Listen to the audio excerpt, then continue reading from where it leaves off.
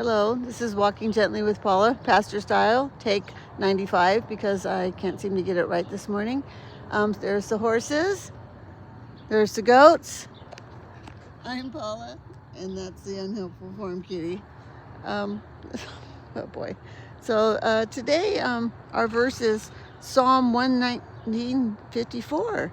Your decrees are the theme of my song wherever I lodge. He is very unhelpful today.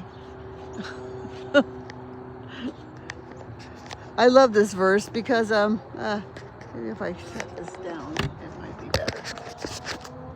There we go. Maybe it's not so rocky then. I love this verse because it reminds us that worship isn't confined to the church. The psalmist says God's word became the song of his heart wherever he went. Wow. Whether he was at home, traveling, resting, or facing difficult circumstances, God's truth stayed with him.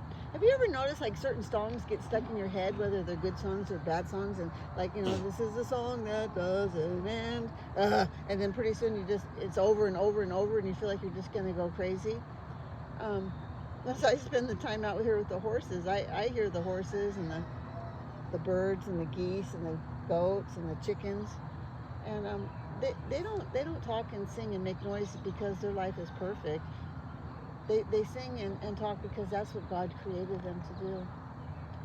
So in the same way, you know, our hearts can learn how to worship, not because every circumstance is easy, but because God is always worthy of our praise. You know, when you can turn worry, if you turn worry into worship, your worry goes away. You know, if you're worrying about something and you crank some nice Christian music or some wholesome music and get going with that, you forget about your worries pretty stinking quick. So, you know, God's faithfulness doesn't depend on our circumstances. His promise remains true in every circumstance.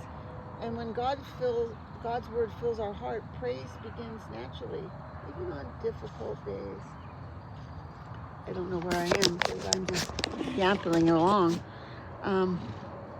So maybe your heart is carrying a worry or a disappointment.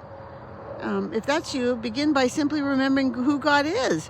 Read one promise from his word, whisper one prayer, and worship. Worship begins with a small step. So anyway, if this devotional helped you or encouraged you in any way, please subscribe and like so I can keep going, and we kept doing this even with the unhelpful farm kitty. Anyway, thank you, and bye-bye.